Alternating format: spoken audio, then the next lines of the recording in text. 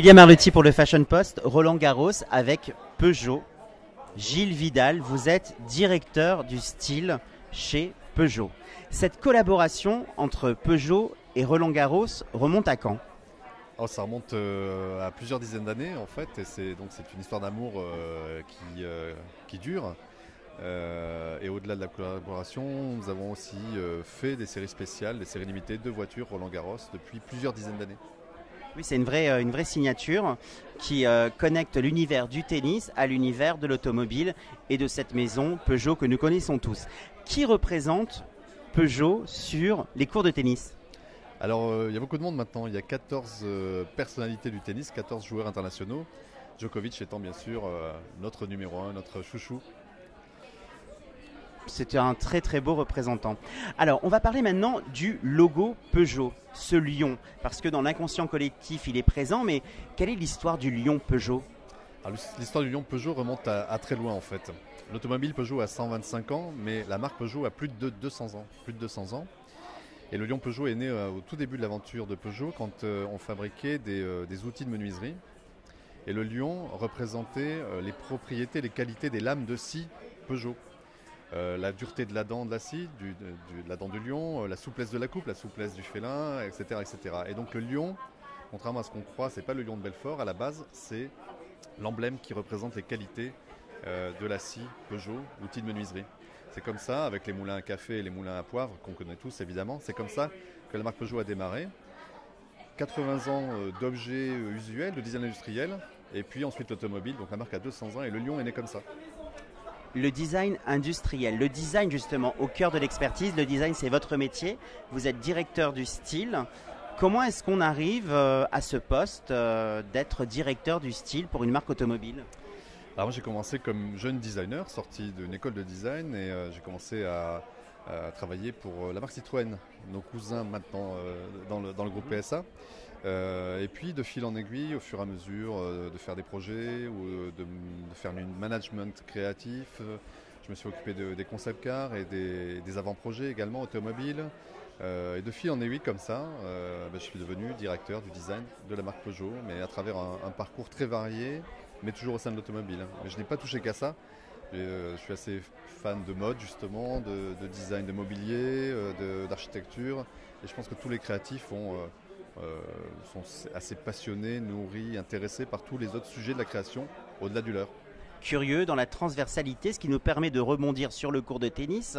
Quand on fait du design, il y a un geste, il y a un mouvement, il y a un cerveau qui pense, qui dessine, il y a le jeu du tennisman, il y a son revers.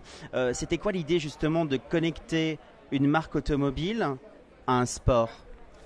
Alors pour nous, on est partenaire maintenant de l'ATP au niveau mondial, au niveau international, au-delà même des pays dans lesquels nous sommes présents commercialement avec nos produits. Et c'est un sport qui nous intéresse, qui nous fascine. Il est individuel et collectif parce qu'on peut jouer en double. Il est très mondial, très international. Il est très technique, très réfléchi, mais très intuitif en même temps.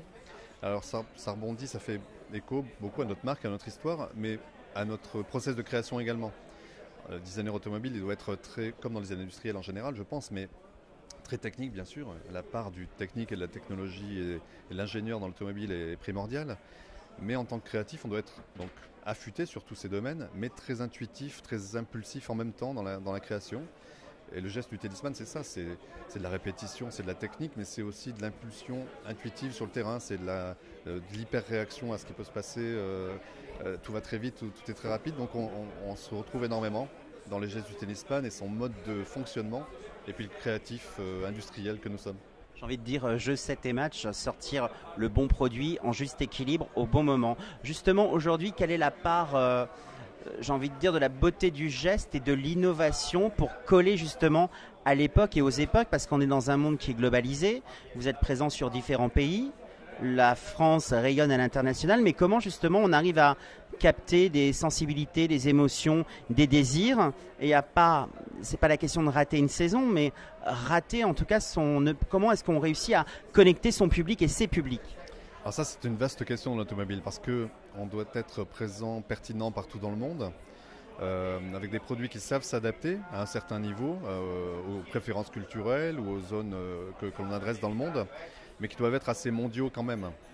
On ne peut pas avoir par pays un produit différent, évidemment. Donc on a un produit mondial qui s'adapte à certains niveaux, encore une fois, préférences culturelles, que ce soit sur certaines couleurs, certains matériaux intérieurs, par exemple, ou certaines fonctions techniques, certains équipements.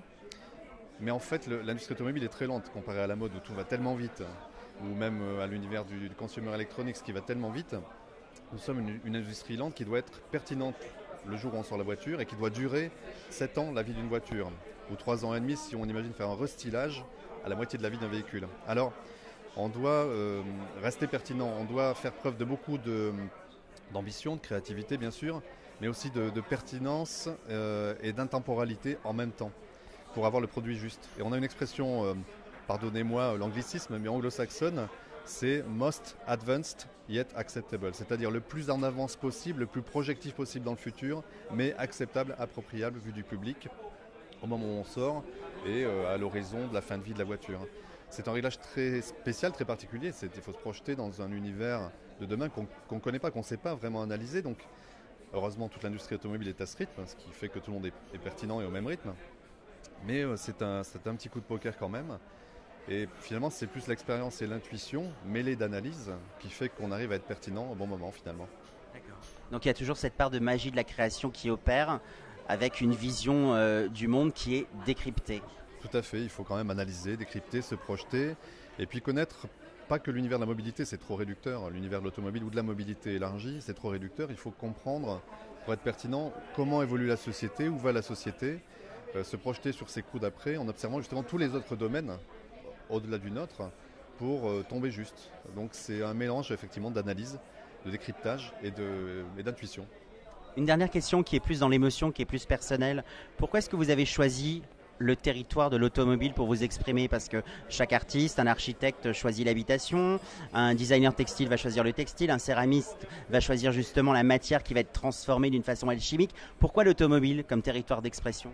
C'est vrai que l'automobile c'est très particulier, c'est très ciblé, mais en fait j'ai commencé par faire un bac artistique, histoire de l'art, arts appliqués, donc très large, très possiblement plutôt art contemporain. Et puis je suis entré dans une école de design en tant que graphiste. Puis j'ai fait du design industriel et enfin l'automobile. Alors pourquoi ce cheminement finalement? Parce que quelque part l'automobile c'est l'objet manufacturé le plus compliqué qui soit et donc le plus challengeant qui soit. C'est même plus compliqué qu'un avion parce qu'un avion ça s'adresse à des professionnels, la voiture ça s'adresse à tout le monde. Donc ça doit être hyper direct comme approche, hyper intuitif. Et donc à ce titre c'est vraiment le sujet le plus fascinant qui soit, même en termes de vision de la société, de ce qu'est un objet automobile et du service qu'il rend et de l'image qu'il renvoie.